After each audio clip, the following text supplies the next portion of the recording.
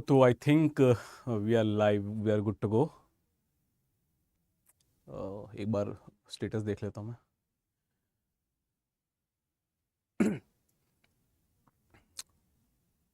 Okay, ठीक है, ठीक है, thank you. So hello everyone, स्वागत है आपका स्टडी आईक्यू पीसीएस चैनल पे। और आरओ समीक्षाधिकारी, सहायक समीक्षाधिकारी परीक्षा को लेकर चर्चाएं तेज हैं। फॉर्म आ चुका है फेब में, यानी फरवरी में आने वाली जो फरवरी है उसमें परीक्षा है। और इस परीक्षा को लेके अभ्यर्थियों में तमाम तरीके की उत्सुकताएं हैं, जानना चाहते हैं कि इसका जो सिलेबस है वो किस तरीके से आगे रन करता है। Good evening, good evening, good evening Chandni. Syllabus किस तरीके से रन करता है। और जो सबसे बड़ी बात होती है ना, क्योंकि देखो यार, समीक्षाधिकारी, सहायक समीक्षाधिकारी बन के जब आप राजपत्रित अधिकारी बनोगे तो जो सबसे इंपॉर्टेंट चीज आएगी वो क्या आएगी? वो आएगी कि आप हिंदी को कैसे टैकल करते हो, हिंदी को कैसे आप आगे लेके जाते हो। और आज का जो हमारा लेक्चर है, जो हम बात करेंगे, ये हिंदी के सापेक्ष होगी, हिंदी के परिप्रेक्ष्य में ही होगी। और कुछ हम पीवाईक्यूज को भी डिस्कस करेंगे, है ना। और एक चीज और, जब भी आप चांदनी, आवाज मेरी क्लियर आ रही है आई गेस ना? इसको अगर कोई इशू आ रहा हो तो आप कमेंट बॉक्स में बता दीजिएगा, ठीक है। तो जब आप राजपत्रित अधिकारी आरओ बन जाते हो, समीक्षा अधिकारी बन जाओगे, तो बहुत तरीके के टास्क आते हैं। चाहे वो लेटर को अप्रूव करने की बात हो, चाहे वो लेटर आगे ले जाने की बात हो। इस तरीके के जो टास्क होते हैं, इन टास्क को करने के लिए जो सबसे सशक्त चीज, जो सबसे सशक्त टूल होना चाहिए, वो क्या है? हिंदी है।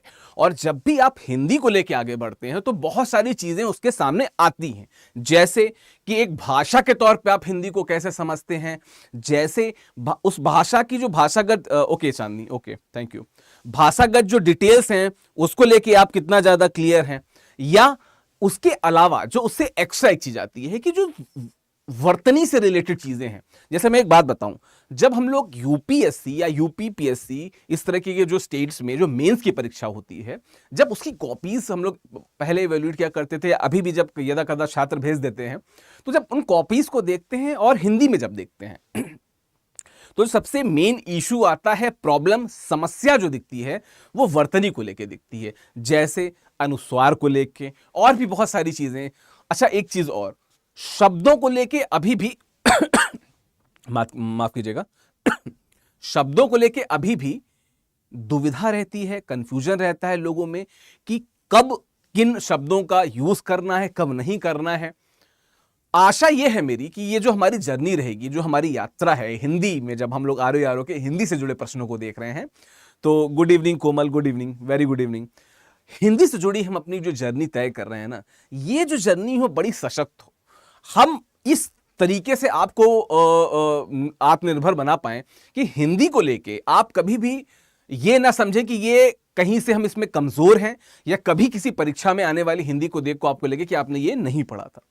कम से कम आरओ जो हम लेके चल रहे हैं, पूरी कोशिश होगी कि जब इस सीरीज को आप देख के आगे चलेंगे। और एक बात, स्टडी आईक्यू पीसीएस में आरओ के कोर्स लगातार हो रहे हैं, चल रहे हैं, और एक बैच तो प्रॉपर पूरा भर गया है, दूसरा बैच भी शायद कल से उसकी स्टार्टिंग है। बैचेस आते जाएंगे। अगर आपको कहीं पे भी किसी भी समय पे शंका है कि आप आरओ में कोई दिक्कत का सामना कर रहे हैं, लग रहा है कि एग्जाम नहीं क्वालिफाई हो पाएगा, या आपको अगर यह लग रहा है कि आरओ परीक्षा में आप किन्हीं वजहों से पास जाके, उसके काफी क्लोज जाके सफल नहीं हो पा रहे हैं, तो यू शुड मस्ट, मतलब आपको, मतलब 100% है कि आपको स्टडी आईक्यू पीसीएस का ये कोर्स ज्वाइन कर लेना चाहिए। क्योंकि जो कोर्स का जो क्यूरेशन हुआ है, जो हमने कोर्स को क्यूरेट किया है, बहुत ही जिसे कहते हैं ना, डिटेल में किया है। जो योग्य लोग थे, जो पुराने अधिकारी हैं, जो आरओ प्रॉपर रैंक के साथ क्वालिफाई कर चुके हैं, उनके डिस्कशन के साथ में, उनके इनपुट्स के साथ में, और आरओ से जुड़ी हर समस्याओं को, कोण को, दृष्टिकोण को ध्यान में रखते हुए उस कोर्स को डिजाइन किया गया है। तो studiiq.com पे अभी आप जाइए, विजिट कीजिए। वहां पे आप माफ कीजिएगा, थोड़ा सा गले में थोड़ा सा प्रॉब्लम है, तो इस वजह से कहीं आपको थोड़ी थोड़ी खांसी की आवाज आपको आएगी। Pardon me for this, because ये मौसम चेंज हो रहा है और हम सभी जब एक हेक्टिक तो नहीं कहेंगे, पर एक थोड़ी लगातार लगी हुई जब आप रूटीन में रहते हैं ना, व्यस्त रूटीन में रहते हैं, तो कभी कभी ये बदलते मौसम में दिक्कतें आ जाती हैं। खैर, पॉइंट ये है कि studiiq.com पे विजिट करके स्टेट वाले सेक्शन में जाइए, वहां पे आरओ से जुड़े कोर्सेज की डिटेल आप पा सकते हैं। मुझे ऐसा लगता है कि अगर आप नए हैं इस फील्ड में या आप पुराने हैं और आपको लग रहा है कि आपको सफलता नहीं मिल जा रही है, दोनों केस में आपको ये कोर्स लेना चाहिए, देखना चाहिए। एटलीस्ट डिटेल तो जाके देखिए, वहां पे आपको क्लियर हो जाएगा कि किस तरीके से हमने, किस बढ़िया तरीके से हमने क्या कहते हैं, क्यूरेट किया है, क्रिएट किया है। ठीक है, बात की जाए हिंदी की।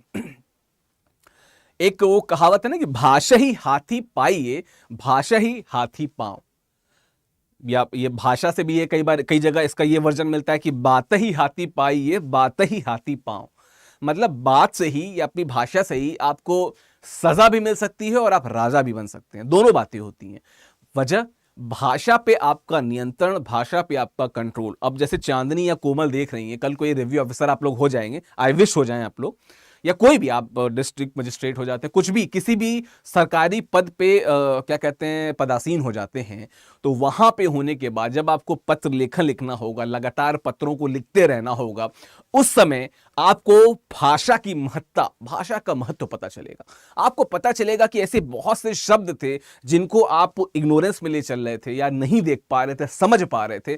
उन सभी टॉपिक को, विषयों को, बातों को, शब्दों को आप जब इस कोर्स के थ्रू समझेंगे तो लगेगा कि हम इनको अन्यथा ले रहे थे। इनका यूज, इस्तेमाल, प्रयोग होते रहना चाहिए था, करते रहना चाहिए था। ठीक है, तो हम शुरू करते हैं। थोड़ा सा इनिशियल कोर्स में सब्जेक्ट हिंदी को लेके जो डिटेलिंग है उसमें बात करेंगे, कहां कहां पे हिंदी का महत्व है, कहां कहां हिंदी आती है, कहां कहां पे आपको थोड़ा एक्स्ट्रा एफर्ट डालना है और कहां पे आप थोड़ा सेफ खेल सकते हैं। इन सारी बातों को हम अपने इस डिस्कशन में लेके चलेंगे। और हां, बाद में हम पीवाईक्यूज भी डिस्कस करेंगे, ये मेरा वादा है। जो पिछला वीडियो था, अब ये एक नियत समय पे लगातार वीडियोस आते रहेंगे। पहले भी एक सीरीज आ रही थी, उसके 10 वीडियो कंप्लीट हुए, आरओ से थी, आप अभी भी प्लेलिस्ट में जाके उसको देख सकते हैं, आरओ संपूर्ण सीरीज। ठीक है, ये भी उसी का नेक्स्ट पार्ट है, सेम कंटिन्यूअस सीरीज। कोशिश ये रहेगी कि लगातार ये चले। आपके सहयोग और आपके जो कमेंट्स हैं, लाइक्स हैं, ये हमारे लिए एनर्जी बूस्टर होते हैं। चाहे हम शिक्षक हों, चाहे कंटेंट क्रिएट, किसी भी तरीके से हमारे लिए बहुत बड़े एनर्जी बूस्टर होते हैं। ठीक है, ऊर्जा के जिसे कहते हैं ना, सबसे बड़े स्रोत होते हैं। तो आप उस तरीके से भी हम तक पहुंचिए, लाइक, कमेंट, शेयर, बताइए कि क्या दिक्कतें हैं। भाई ये वीडियो आप लाइव में जा रहा है, आप कमेंट बॉक्स में मुझे बताइए कि सर ये दिक्कतें हमें आ रही हैं, हमको इस तरह से चीजें समझने में दिक्कत आ रही है। हमारी टीम आप तक पहुंचेगी, हम आप तक पहुंचेंगे, कोशिश करेंगे कि उन शंकाओं का समाधान तभी हो जाए, उसी समय हो जाए। ठीक है, इसलिए कंफ्यूज नहीं होना। चलिए आगे बढ़ते हैं। तो आज हम लोग जो देखने वाले हैं, इसमें थोड़ा सा इसको पेन लगा लेता हूं। ठीक है, जो UP PSC, Uttar Pradesh public service commission, जो आरओ की परीक्षा कराता है, मुख्यतः इसमें 2 पेपर होते हैं। आप सबको इस बात को क्लियर होंगे इस बात को लेकर कि 2 पेपर होते हैं। ठीक है, पहला जो होता है वो जीएस का होता है, सामान्य अध्ययन का होता है। कमोबेश प्रश्न वैसे ही होते हैं जैसे यूपी पीसीएस में प्रीलिम्स में आते हैं, लेकिन एक इसमें डाइवर्जन ये है कि हिंदी का जो पेपर होता है 60 नंबर का, इसमें 60 प्रश्न होते हैं, वो अलग होता है। ठीक है, और वो क्वालिफाइंग भी नहीं होता है। ये दोनों जीएस, जैसे इसमें आप देख सकते हैं कि 140 आपका जो नंबर का 140 प्रश्न है, ठीक है, ये 140 नंबर के होते हैं। ठीक है, 2 घंटे का समय मिलता है, इसके नंबर जुड़ते हैं, प्लस आपका 60 हिंदी के प्रश्न रहते हैं जो 60 नंबर के होते हैं, उसके लिए 60 मिनट मिलता है, मतलब 1 घंटा मिलता है, ये इसमें जुड़ते हैं। और ये टोटल आपके 200 नंबर, जो यहाँ पे लिख रखा है, यहाँ पे 200 नंबर का 200 प्रश्न होते हैं, 200 नंबर का रहता है। और टोटल मिला के देखा जाए तो 3 घंटे का समय रहता है। हालांकि दोनों पेपर के बीच में गैप रहता है, ठीक ठाक गैप रहता है, जिसमें आप रिवाइज भी कर सकते हैं, रिवीजन भी कर सकते हैं। ठीक है, ठीक है, ओके।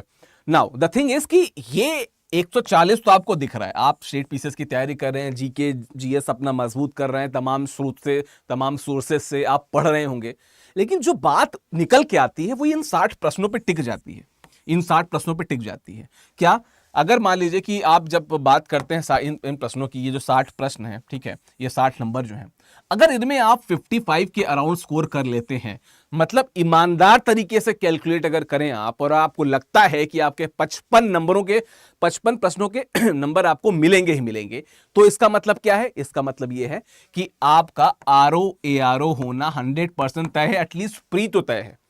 मेंस की दशा दिशा बाद में क्लियर होगी, लेकिन प्रीलिम्स का आपका 100% श्योर होगा कि आप प्रीलिम्स निकाल लेंगे। ये मेरा दावा है कि अगर आपका सब मिलाकर कटपिट के अगर आपका 55 प्लस आ रहा है, 55 प्लस आ रहा है, इट मींस कि 100% गारंटी है कि आप आरओ एआरओ जो है वो उसमें सफल होंगे, वो 100% इस एग्जाम को आप क्रैक करेंगे। ठीक है, तो हिंदी पे आके जो स्वीट टिक जाती है ना, इसी हिंदी को हमें और एक्सप्लोर करना है, इसी हिंदी को हमें और ज्यादा देखना है। एक मिनट,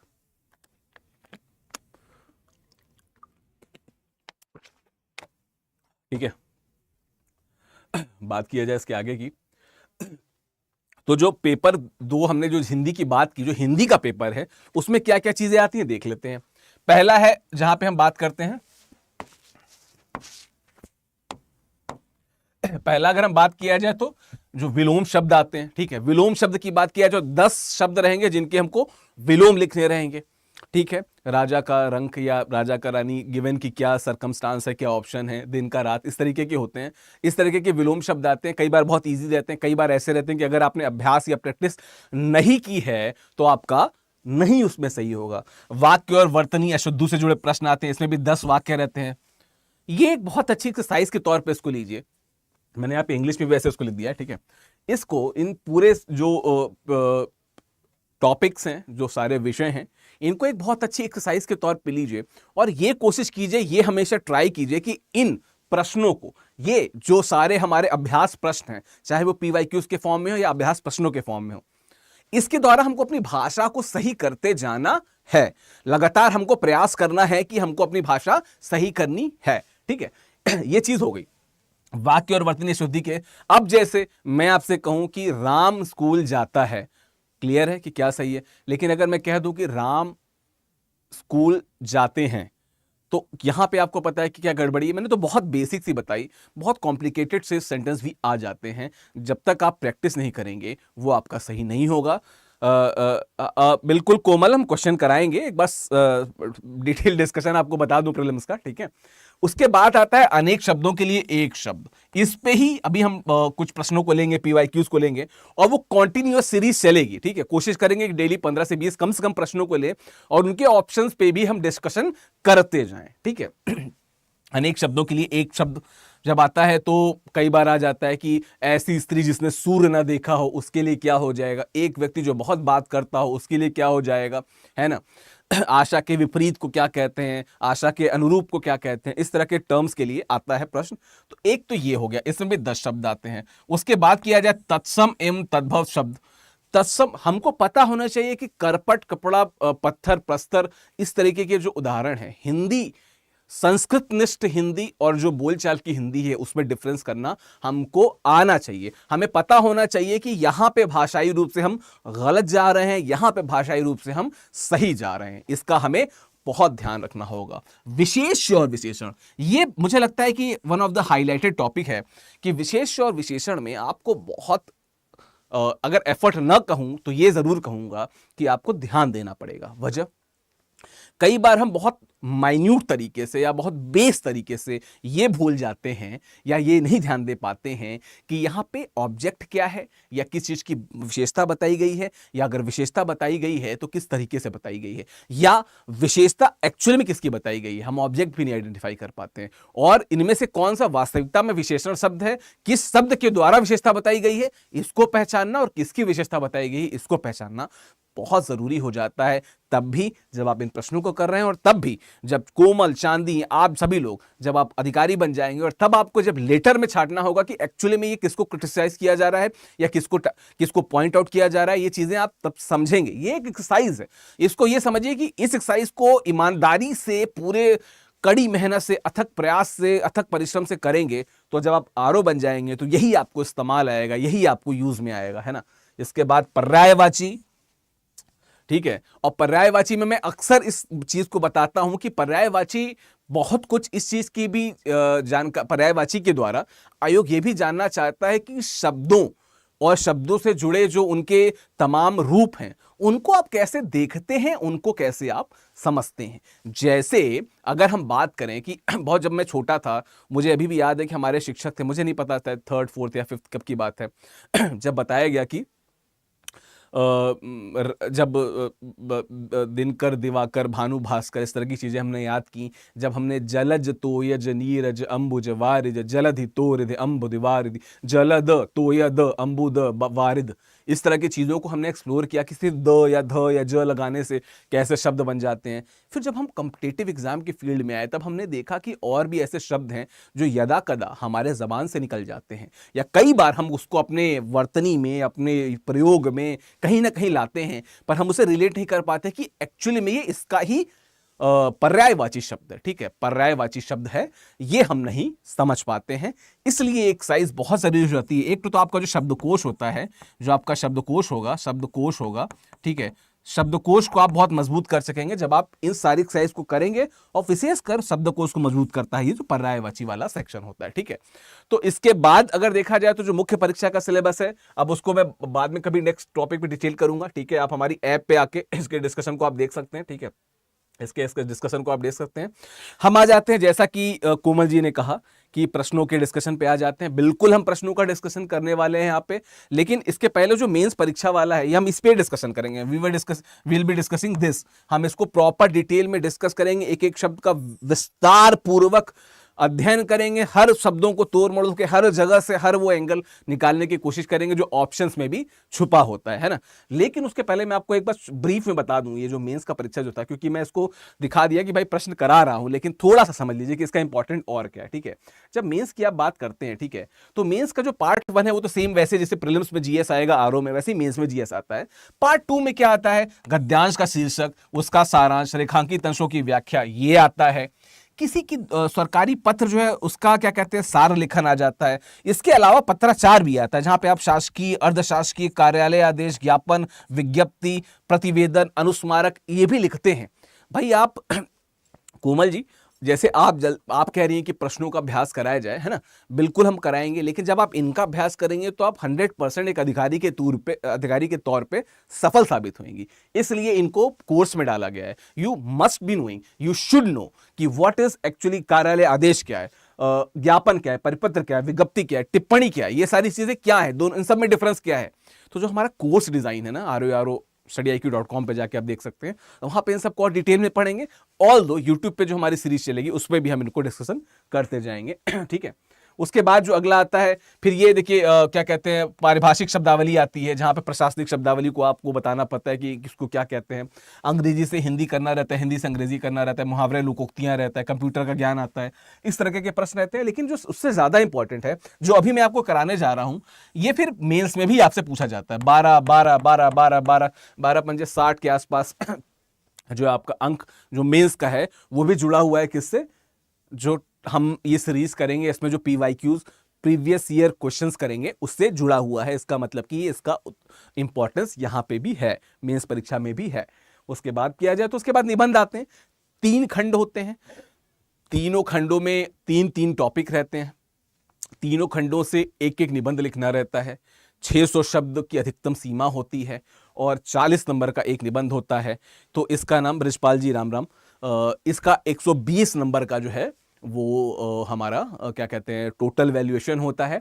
तो ए से 120 नंबर का काउंट करते हैं, इसका मतलब ये, और लिखने सिर्फ हिंदी में, इसमें इंग्लिश का कोई ऑप्शन नहीं है। सो अगर आप हिंदी में कमजोर हैं तो मजबूत कीजिए, दिक्कत आ रही है तो StudyIQ है आपके साथ में, हम सब हैं, हमारी क्लासेस लाइव चलती हैं, आप वहाँ पे ज्वाइन कर सकते हैं। यहाँ पे भी हम लोग कुछ ना कुछ टिप्स एंड ट्रिक्स की बात करते रहेंगे, डिटेल में भी जाएंगे, बट बेटर कि you should join the StudyIQ PCS में ROARO का कोर्स। ठीक है, नाउ द थिंग इज कि आप इन सभी शब्दों पे, इन सभी टॉपिक्स पे 3 खंड 9 टॉपिक, तीनों खंड से एक एक निबंध, 600, देखिए मेंस में जो यूपी PCS का मेंस आता है उसमें 700 शब्द का रहता है, 50 नंबर का रहता है, यहाँ पे 600 शब्द का है और 40 नंबर का है। ठीक है, तो बहुत महत्वपूर्ण जो उसका रोल हो जाता है वो निबंध का आ जाता है। तो यही मैं कुल मिला के बताना चाह रहा था कि आपको सिलेबस पता रहे। ठीक है कोमल, ब्रिजपाल, चांदनी, आपको सिलेबस पता रहे। अगर आपको सिलेबस नहीं पता है तो आप कोर्स को Mohammad Anas, I know you sir from Haj committee. Okay, hi hi Anas, hello, nice meeting you. So मेरे एक स्टूडेंट हैं, जब हम लोग ने हज कमेटी में क्लास ली थी तो वहां पे एक स्टूडेंट मिले, और स्वागत है अनस आपका, ठीक है। तो बात क्या है कि हम लोग जब बात करते हैं हिंदी की डिटेलिंग की, हिंदी के वेरिएशन की, तो उसमें ही जब हम निबंध पे आ जाते हैं, जब हम ऐसे की बात करते हैं, ठीक है, जब हम निबंध पे ऐसे की बात करते हैं सॉरी, जब हम निबंध ऐसे की बात करते हैं तो हमारा चेक क्या होता है? भाषा चेक होती है, भाषागत फ्लो चेक होता है। इसी दौरान एक चीज और चेक होती है जो बहुत महत्वपूर्ण है, वो क्या है? हम अपने वाक्यों को, वाक्य विन्यासों को, अपने ज्ञान के, जो अपना ज्ञान, जितना भी ज्ञान हमने एक्यूमुलेट कर रखा है, उसके द्वारा कैसे पिरोते हैं। क्योंकि जब मैं वापस इस बात को रिट्रेट करता हूं, बार बार बोलता हूं कि जब आप अधिकारी बन जाएंगे, समीक्षा अधिकारी आप लोग बन जाएंगे, जब भी आप बनेंगे, जो सबसे इंपॉर्टेंट चीज, सबसे महत्वपूर्ण चीज रहेगी कि भाषा पे आपकी कैसी कमांड है, वहां पे बहुत इस्तेमाल होगा उसका, ठीक है। तो ये इसके लिए जरूरी चीजें हैं, जो एक्सरसाइजेज हैं, ठीक है। आते हैं पॉइंट पे कि अनेक शब्दों के लिए एक शब्द, जिसकी हमने बात की थी यहां पे, ठीक है। PYQ डिस्कस करेंगे, ये भी देखेंगे कि किस वर्ष आया है, कब, किस तरीके से पैटर्न बदला, और इसकी एक जो रेगुलर सीरीज रहेगी, आज मेरे ख्याल से 10 या 11 कुछ प्रश्न रहेंगे, जो भी रहेंगे। जो नेक्स्ट हम लोग जब डिस्कस करेंगे तो थोड़े और नंबर्स रहेंगे, क्योंकि शुरुआत में आज हमें थोड़ा सा सिलेबस को डिस्कस भी करना था, ठीक है। बात किया जाए इसके आगे की तो पहला प्रश्न है, जो पहला प्रश्न है, अगर ये चल रहा है क्या? हाँ चल रहा है, ठीक है। अपने सहारे पर रहने वाले के लिए, ठीक है, अपने सहारे पर रहने वाले के लिए एक शब्द है। ऐसा व्यक्ति जो अपने सहारे पे रहता हो, उसके लिए एक शब्द है, क्या है ये पूछ रहा है यहां पे, ठीक है। नाउ द थिंग इज कि देखो, देख के आपको लग जाएगा कि 2-3 शब्द तो आसपास हैं, लेकिन एग्जैक्ट क्या है और कहां पे आयोग थोड़ा खेल जाता है। ये 2017 प्रीलिम्स में आया हुआ प्रश्न है, ठीक है। तो एक ध्यान से देखो तो स्वावलंबी शब्द, एक तो ये जो शब्द है ये बिल्कुल शुद्ध लिखा हुआ है, कुछ गलती नहीं है, ठीक है। दूसरा शब्द है आत्मनिर्भरी। अब आत्मनिर्भरी जैसा कोई शब्द तो ऐसे होता नहीं है ना। चांदनी पूछ रही क्लास डेली होगी, बिल्कुल ये क्लास डेली अपलोड होती रहेगी इसमें, ठीक है। बी बी बी कह रहे हैं, बिल्कुल नहीं नहीं, बिल्कुल गलत भाई, बी नहीं ऑप्शन, यार क्या बात कर रहे हो। ये अगर आत्मनिर्भर होता अगर ये आत्मनिर्भर होता तब ये होता ना, ये तो गलत हो गया भाई, आत्मनिर्भरी कोई शब्द ही नहीं है।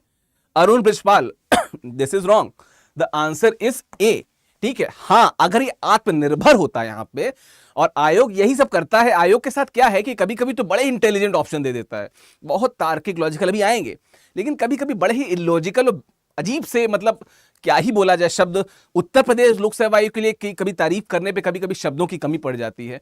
कुछ मामलों में बहुत अच्छा आयोग है, चूंकि लगातार कंसिस्टेंट है, लगातार रिजल्ट दे रहा है, तो बहुत अच्छा है। लेकिन इश्यूज भी हैं, जो इश्यूज हैं वो आपको डिस्कशन में पता चलते चलेंगे।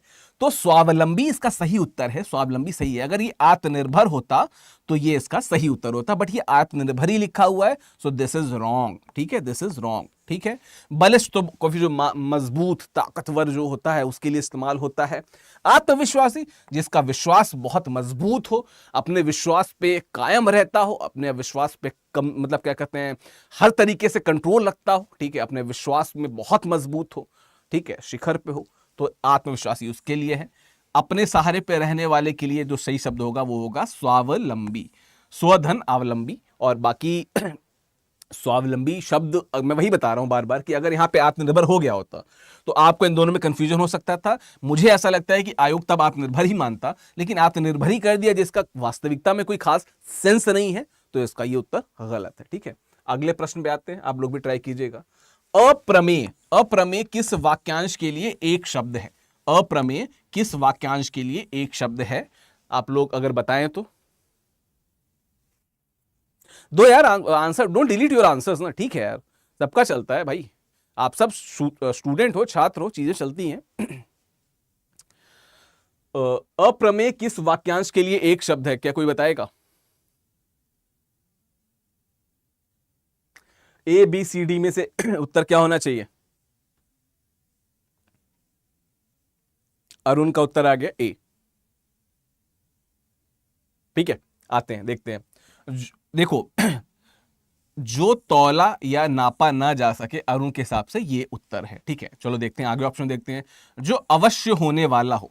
अब यार जो अवश्य होने वाला होता है उसके लिए हमको पता है कि एक शब्द क्या है, अवश्यम भावी, ये श है, अवश्यम भावी।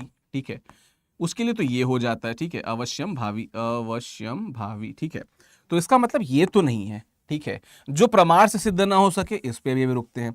अगला है जो समय पर संभव ना हो। ठीक है, किसी समय पे अगर संभव ना हो सके, अरुण का आंसर है ए, बृजपाल का आंसर है सी। और मैं आपको एक बहुत इंटरेस्टिंग बात बताता हूं कि आयोग ने इसका आंसर ए और सी दोनों माना है, क्योंकि दोनों ही सही हैं।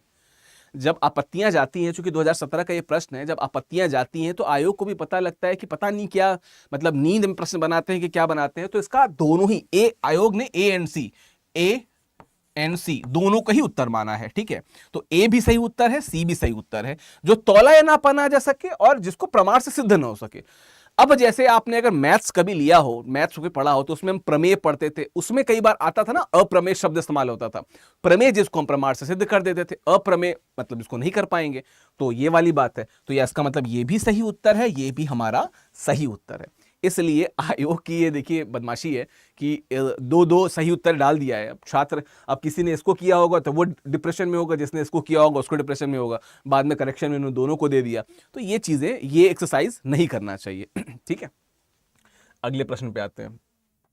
जो स्त्री सूर्य भी न देख सके, जो स्त्री माफ कीजिएगा। ठीक है, जो स्त्री सूर्य भी न देख सके। हमने एक बार इस पे डिस्कशन किया था, अगर आप इसका उत्तर बताएं तो मुझे बहुत अच्छा लगेगा। ठीक है, जब तक हम लोग डिस्कशन करते हैं, जब अगर आपने अरब साहित्य है वो अगर थोड़ा सा पढ़ा हो या उसका ट्रांसलेशन देखा हो, और अगर आप नहीं देख रहे हैं तो अगर आपने जो 1600 से 1900 के आसपास का जो आपने साहित्य देखा होगा, उस साहित्य में ये जो असूर्य पश्या, जो इसका उत्तर है असूर्यम पश्या, कई जगह आपको देखिए, एक और बता दूं, आयोग ने एक बार असूर्य पश्या भी पूछा है, असूर्य पश्या भी पूछा है। ठीक है, सही उत्तर है असूर्यम पश्या, इसको असूर्य पश्या भी लिखा जाता है। ये जो शब्द है असूर्यम पश्या, ये संस्कृत निष्ठ है। ठीक है, ये संस्कृत निष्ठ है। और ये जो शब्द है असूर्य पश्या, ये थोड़ा हिंदी निष्ठ है। ठीक है, थोड़ा सा इसको तत्सम तद्भाव करेक्ट करा सकते हैं। ठीक है, कोमल कह रही है ए, बिल्कुल नहीं। कोमल, जिसको शास्त्र का बहुत ज्ञान होता है जिस महिला को, उसको शास्त्रज्ञ कहते हैं। और इसमें अगर ये हट जाए तो ये पुरुष के लिए हो जाएगा शास्त्रज्ञ। जैसे शास्त्रों का बहुत ज्ञान हो, पुरुष हो तो शास्त्रज्ञ और महिला हो तो शास्त्रज्ञ। ठीक है, तो द करेक्ट आंसर इज असूर्यम पश्य, या कई बार आपको असूर्य पश्या भी मिल जाएगा, दोनों का उत्तर है। कई बार क्या होता है यार कि कड़े पहरे में किसी को रख देना, या कोई जिंदगी भर गुलाम की अवस्था में हो, तो ऐसे लोगों के लिए असूर्यम पश्या इस्तेमाल किया जाता है। पर ये जो है ना कि जो बाद में या लग जाता है, ये महिला के लिए धोतक हो जाता है, महिला के लिए इंडिकेटिव हो जाता है। ठीक है, ठीक है। अगला अच्छा, एक चीज और कि जब भी आप ऑप्शंस को देखिए तो हमेशा कोशिश कीजिए कि बाकी ऑप्शंस पे देखिए। चलिए अभी होमवर्क इसको नोट कर लीजिए। मुझे बताइए कि स्त्रैण और दुर्निवार, इनके क्या मतलब होते हैं? स्त्रैण और दुर्निवार के मतलब क्या होते हैं? कमेंट बॉक्स में आप लोग बताएंगे, सभी लोग, अरुण, कोमल और सभी लोग कमेंट बॉक्स में बताएंगे कि सही उत्तर क्या, स्त्रैण और दुर्निवार का मतलब क्या होता है। ठीक है, नहीं है तो मैं हूं, वी आर हेयर, बट थोड़ा सा आप भी पार्टिसिपेट कीजिए, है ना, पार्टिसिपेटरी डेमोक्रेसी में हम लोग पढ़ाया जाए। ठीक है, वह कवि जो तत्काल कविता करे, बहुत ज्यादा फेमस है, 2021 पिछले साल के प्रश्न में आया है, और हम सबको पता है कि इसका उत्तर क्या है। हम सबको पता है कि इसका उत्तर क्या है, बताइए। कोमल, अरुण, चांदनी, व्हाट इज द आंसर? उत्तर क्या है?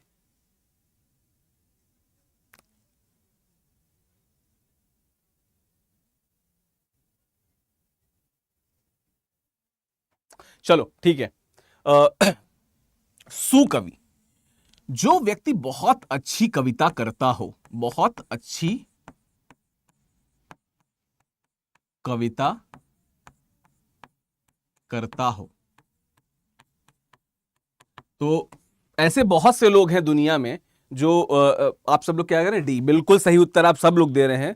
कोमल का और अरुण का उत्तर है डी, चांदनी सबका उत्तर डी है, बिल्कुल। आशु कवि है जो तत्काल कविता करता है, लेकिन बाकी लोगों को भी देख ले, सुकवि।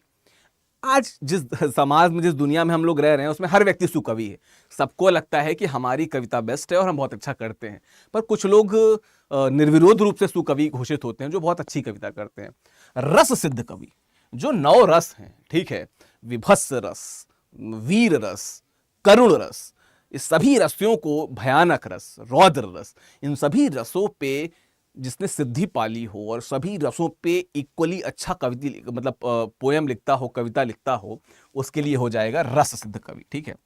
महाकवि, अब महाकवि तो नॉर्मली उनके लिए इस्तेमाल होता है जो महान स्तर पे ऐसे लोग, जैसे महाप्राण निराला, रामधारी सिंह दिनकर, मैथिली शरण गुप्त, जयशंकर प्रसाद, सच्चिदानंद हीरानंद वात्स्यायन अज्ञेय, या उसके बाद में देखा जाए तो बाबा नागार्जुन, ठीक है, इस तरीके के सब लोग हैं, इनके लिए महाकवि इस्तेमाल होता है। जो महान कवि हो, कवियों की जो लीग है उसमें ऊपर आते हो, टॉप पे आते हो, जिन्होंने समाज को अपनी कविताओं के द्वारा प्रेरित किया हो, उद्वेलित किया हो, वो सभी लोग किस में आ जाएंगे?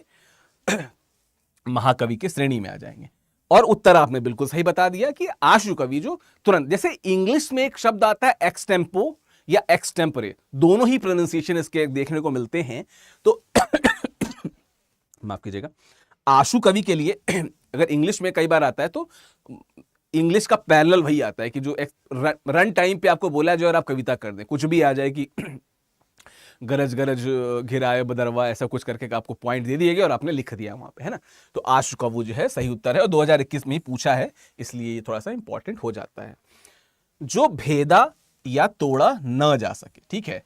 अब यार इसमें एक चीज देखना, इसका यहां पे आयोग ने थोड़ा सा, कोमल कह रही है कि सर जी नहीं पता स्क्रिप्ट, ठीक है यार, बाकी लोग भी हैं। मैंने कहा ना कि पार्टिसिपेटरी डेमोक्रेसी, लोग पार्टिसिपेट करें, आप भी करो, बाकी लोग भी करें, ठीक है। जो भेदा या तोड़ा ना जा सके, अब जब यह प्रश्न आता है तो आयोग ने थोड़ा सा यहां पे खेल खेला है। वो खेल क्या है? उसने देखो ऑप्शंस में किस तरीके से रखा है कि चलो एक तो आप अगर थोड़े बहुत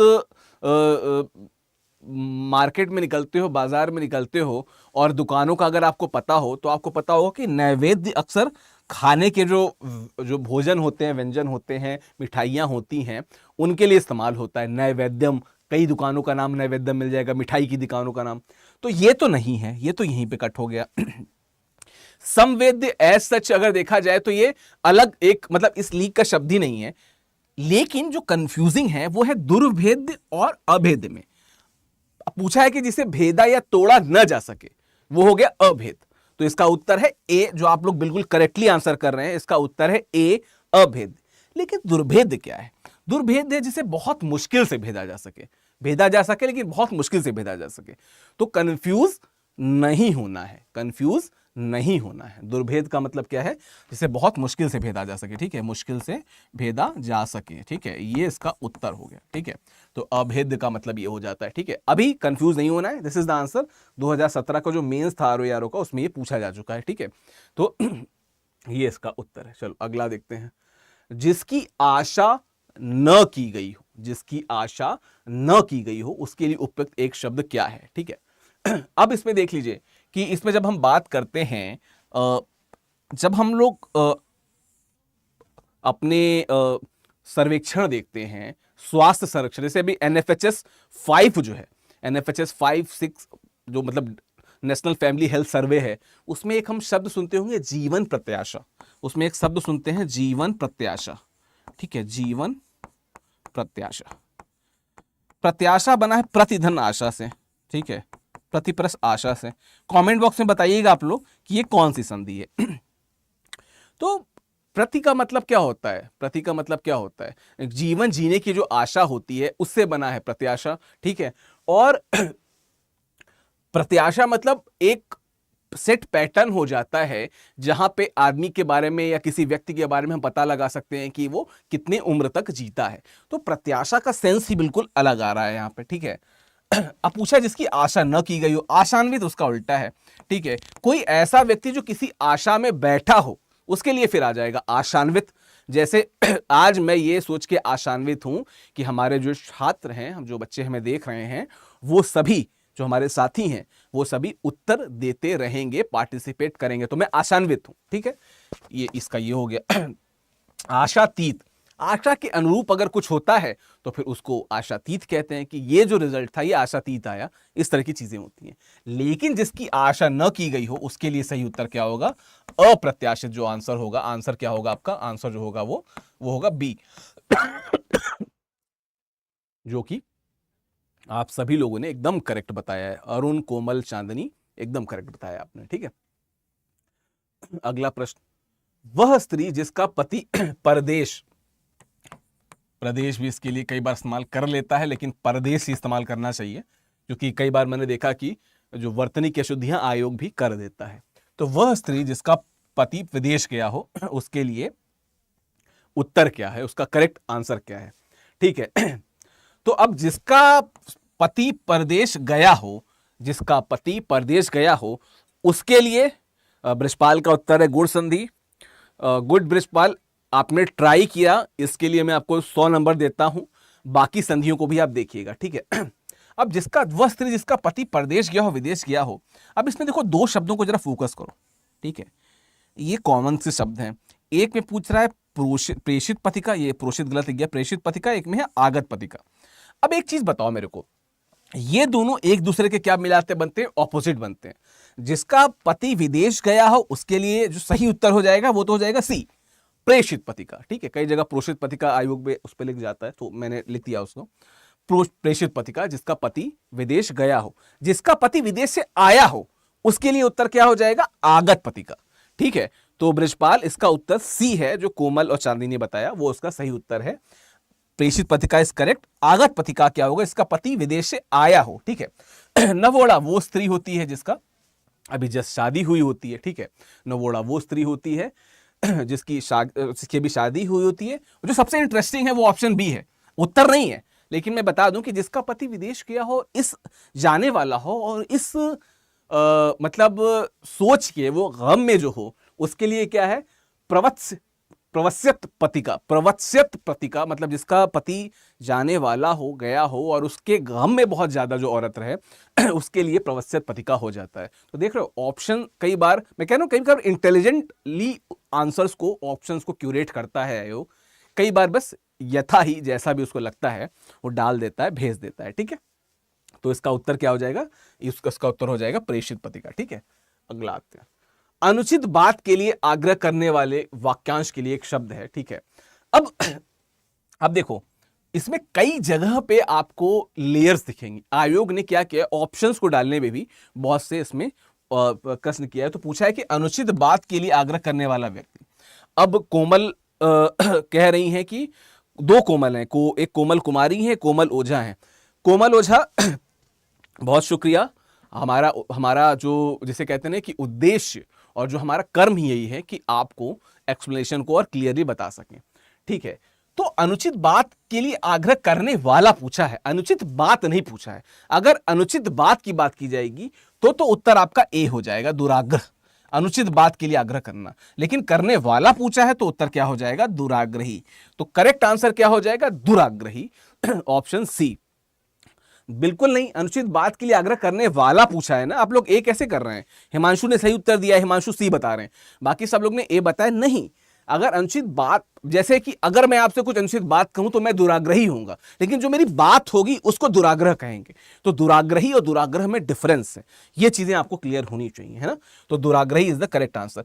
अच्छा, बाकी शब्दों को देख लेता हूं। जैसे अनाग्रही जो शब्द है ना, हिंदी, अगर खांटी हिंदी की बात की जाए, जहां पे हम अपनी भाषाओं को, अपनी भाषा को थोड़ा सा व्याकरण के खांचे में देखते हैं, तो ये जो दोनों शब्द हैं, अनाग्रही और कुआग्रही, ये दोनों शब्द व्याकरणगत जो ढांचा है उस हिसाब से गलत माने जाएंगे, क्योंकि अक्सर इनका इस्तेमाल नहीं होता है। कोई बात नहीं कोमल, कोई बात नहीं, कोई दिक्कत नहीं है। द गुड थिंग इज कि यू गाइस आर पार्टिसिपेटिंग, ये मेन बात है, ये सबसे इंपॉर्टेंट बात है, ठीक है। तो जो व्याकरणगत खांचे में ये दोनों शब्द आपको अमूमन नहीं मिलेंगे।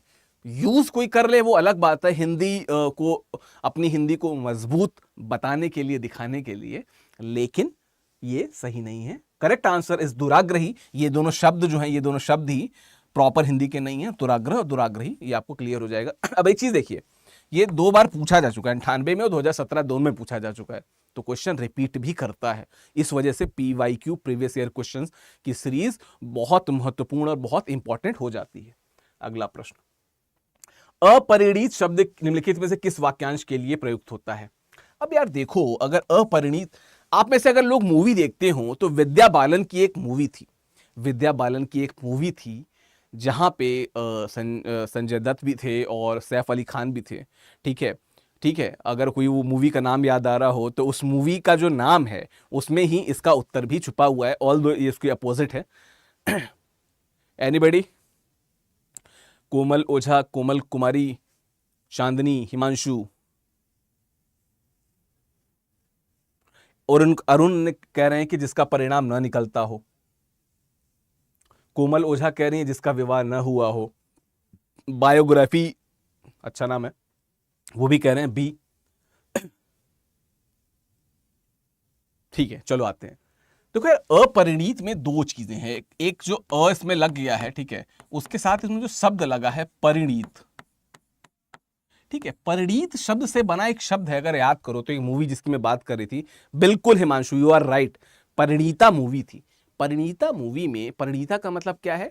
जिसका विवाह हो चुका हो, जिसकी विवाह हुआ हो या जिसका विवाह होने वाला हो, जो एकदम बॉर्डर, मतलब द थिंग इज कि the girl who is almost married, या उसकी शादी हो चुकी है ना, उसके लिए परिणीता शब्द इस्तेमाल होता था। ठीक है, तो ये तो उत्तर हो गया गलत।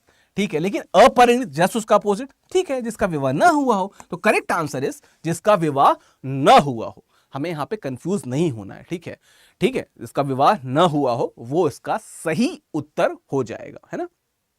जो देखने में प्रीत करना हो, जो देखने में बहुत अच्छा न लगे, उसके लिए अपरिणीत शब्द बिल्कुल नहीं है, तो डी तो बिल्कुल ही ऑप्शन इसका नहीं है। जिसका परिणाम ना निकलता हो, ठीक है, अब जिसका परिणाम ना निकलता हो उसके लिए बहुत से शब्द हैं, there are many words for this, बहुत सारे शब्द हैं। मुझको आप लोग कमेंट में बताइएगा कि इसके लिए, और बहुत इजी है, मतलब ये तो इजीएस्ट होगा अगर इसका आ जाए तो कमेंट में बताइएगा कि जिसका परिणाम न निकलता हो उसके लिए एक शब्द क्या होगा। पार्टिसिपेट कीजिए, try to participate in the Q&A। ठीक है, अब इसमें एक चीज देखिए, अनेक शब्दों के लिए एक शब्द, विकल्पों में पूछा है कि कौन सा गलत है। ठीक है, कौन सा गलत है, पूछ रहा है कौन सा गलत है।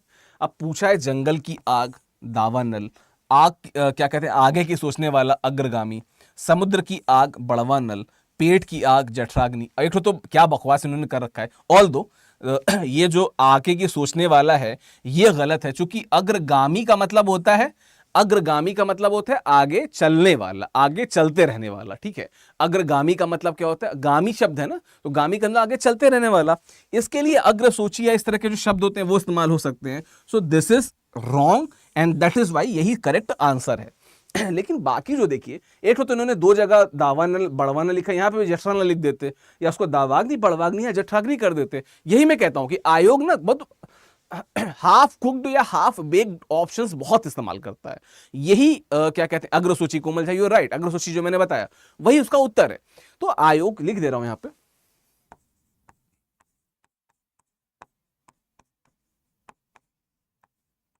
ठीक है, ये है, 1 मिनट इसको थोड़ा सा हल्का सा इतना इरेज कर दूं ताकि कंफ्यूजन ना हो। ठीक है, अग्रसूची, ये इसका करेक्ट उत्तर हो जाएगा। ठीक है, अब यार देखो, वो है ना, आपने सुना था कि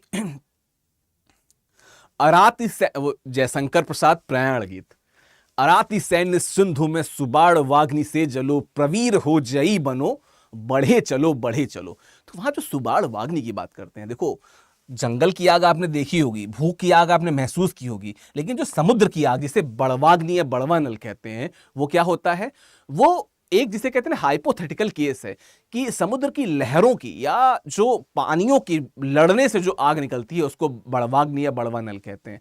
तो तभी कहते हैं कि अराती सैन्य सिंधु में सुबाड़ वाग्नि से जलो, जहां पे लगातार जो मतलब जिसे कहते हैं ना कि जिंदगी का जो समुद्र है वहां पे बड़वाग्नि से जलो, जिसकी किसने अपेक्षा न की हो लेकिन फिर भी जलो, तो वहां पे बड़वाग्नि शब्द आता है। तो इसको आप देख सकते हैं, इसको महसूस कर सकते हैं, इसको एक जिसे कहते हैं कि हाइपोथेटिकल इमेजिनेशन में इसको बात की जाती है। तो मैं ये कह रहा था कि अब जैसे ये जो बड़वानल है, ये मैं ये कह रहा था कि एक कॉमन, जैसे जठराग्नि किया बड़वाग्नि कर देते, दावाग्नि कर देते, दो ये सारे सही हैं, गलत यही है, दैट इज वाई ये सही है। लेकिन मैं वही कह रहा हूं कि आयोग जो ऑप्शन इस्तेमाल करता है ना, उस पर बड़ा ही अजीब सा गुस्सा आ जाता है कि क्या ही कर रहा है।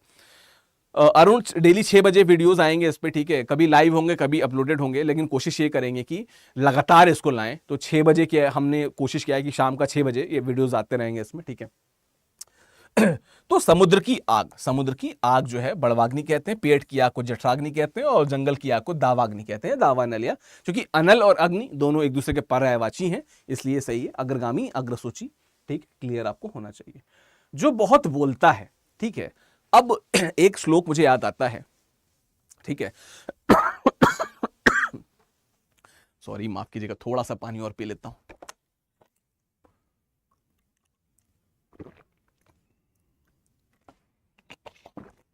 क्योंकि खांसी का एक साथ क्या होता है कि गले को बीच बीच में थोड़ा सा ईंधन चाहिए रहता है, तो आ जाता है। एक वो श्लोक है ना कि मूकम करोति वाचालम पंगुम लंघयते गिरीम यत कृपा तमहम वंदे परमानंद माधम। मूकम करोति वाचालम, कोई मूक व्यक्ति क्या करने लगे, बात करने लगे। पंगुम लंघयते गिरीम, कोई व्यक्ति जो लंगड़ा हो या जिसके पैर का इशू हो, प्रॉब्लम हो, वो पहाड़ों को पार कर जाए, गिरीम को पार कर जाए। यत कृपा, जिस पे परमानंद की कृपा होगी उसके वो कुछ भी कर सकता है, उसके साथ सब कुछ हो सकता है, ठीक है। तो कई बार हमारे जो श्लोक होते हैं उनके रेफरेंसेस से आपको याद हो सकता है कि इसका उत्तर क्या होना चाहिए, और most of the people have already clear the answer. Yes, वाचाल मतलब जो बहुत बोलता हो, उसके लिए क्या होता है, वाचाल होता है, ठीक है। मूकम करोति वाचालम, तो वाचाल जो बहुत बहुत बोलता हो, ठीक है। वक्ता, जो बोलता हो उसके लिए वक्ता है, जो बहुत बोलता हो उसके लिए वाचाल, ठीक है। मतलब जैसे अब इसके इंटरेस्टिंग क्या है कि नेक्स्ट है प्रवक्ता। आधिकारिक रूप से जो बोलता हो उसके लिए प्रवक्ता शब्द इस्तेमाल होता है, पर आपको जितने भी प्रवक्ता दिखेंगे वो क्या होते हैं, वाचाल होते हैं, ठीक है। एक दूसरे से जुड़े हुए हैं पर दोनों के अर्थ डिफरेंस है। प्रखर तो मतलब बहुत तेज, तीव्र, बहुत प्रखर बुद्धि का था, तो तीक्ष्ण, तो उसके लिए प्रखर इस्तेमाल होता है, ठीक है। तो द करेक्ट आंसर इज वाचाल। जो बहुत बोलता हो उसके लिए वाचाल, जो बोलता हो उसके लिए वक्ता, जो आधिकारिक रूप से रखा गया हो कुछ बोलने बताने के लिए किसी पार्टी की तरफ से, टीम की तरफ से, किसी भी तरफ से, तो आधिकारिक बयान देने वाला प्रवक्ता, और प्रखर मतलब तीक्ष्ण, तीव्र, बुद्धिमान, वैसा, ठीक है। तो हाँ, ये तो आज ये अंतिम प्रश्न था, ठीक है, ये अंतिम प्रश्न था। ये सीरीज आती रहेगी, क्योंकि शुरुआत में हमने कुछ कोर्स से रिलेटेड बातें की थी, सब्जेक्ट को समझा था, हिंदी के क्या क्या प्रश्न कहाँ कहाँ पे इंपॉर्टेंट है, कहाँ कहाँ पे उनकी इंपॉर्टेंस और ज्यादा है, बढ़ जाती है, क्यों आपको चाहिए रहता है, ये सारी चीजें जो हैं हमने डिस्कस की थी शुरुआत में, फिर कुछ प्रश्नों को देखा था। ये कोशिश करेंगे ये सीरीज आती रहे, 15-20 क्वेश्चन और उनके ऑप्शंस को भी डिस्कस करेंगे बहुत डिटेल में। तो जुड़े रहिएगा इस सीरीज से, ये सीरीज खत्म नहीं होगी, ये सीरीज आती रहेगी, ठीक है। और आप मुझे कमेंट बॉक्स में जरूर बताइए कि और वो कौन सी चीजें हैं जो आप स्टडी आईक्यू से चाहते हैं जो हम आपको डिलीवर करें, ठीक है।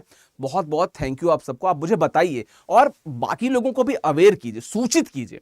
देखिए मैं एक बात बताऊं, समय जो है ना बहुत किसी चीज का वेट नहीं करता है। सफलता आपको प्राप्त करनी है तो जुट जाइए, लग जाइए। studiiq.com देखिए, हमारे कोर्स को देखिए, समझिए, हमसे जुड़िए। एक बात, द सेकेंड थिंग कि व्हेनेवर, जब भी आप इस तरह की चीजों को जिसे कहते हैं करेक्टिव मेजर जब भी लेते हैं, चांदनी बिल्कुल करवाएंगे, हम सब करवाएंगे। मैं जिसे कहते हैं कि will leave no stone unturned, हम हर उस प्रयास को करेंगे जिससे आपकी जो सफलता की जो गाथा है आप खुद लिख सकें। आप पढ़ें, देखें, समझें, हमसे जुड़ें, पार्टिसिपेट करें। एक तो आप लोग के साथ दिक्कत क्या है कि आप लोग कभी कभी आते हो, be regular. If you will be regular you will get good videos on YouTube site, and if you are want to get better, आप और बेहतर पाना चाहते हैं तो आप studiiq.com पे जाके कोर्स को और बेहतर तरीके से देख सकते हैं, ठीक है। So there are avenues, there are venues, चीजें हैं, आप जुड़िए, हम सब हमेशा आपके साथ रहेंगे, ठीक है। बिल्कुल कोमल, मैं क्या कह रहा हूं, मैं एक चीज नहीं छोड़ूंगा, मैं हर चीज को बहुत डिटेल से लाऊंगा। ये स्टडी आईक्यू का वादा है कि ऐसा कोई पॉइंट, ऐसा कोई सेक्शन बचेगा ही नहीं जो आरओ का हो और आपको ना पढ़ाया जाए। बिल्कुल आएगा इस पे, आप लोग रेगुलर रहिए, हम लाते रहेंगे, ठीक है। हमसे जुड़े रहने के लिए बहुत बहुत धन्यवाद, आप सबका शुक्रिया, and I wish all the best. Take care, अपने स्वास्थ्य का ध्यान रखिए, मौसम बदल रहा है, कई बार उस पर असर हो जाता है, ठीक है। बिल्कुल कोमल, थैंक यू सो मच। अभी इस इनको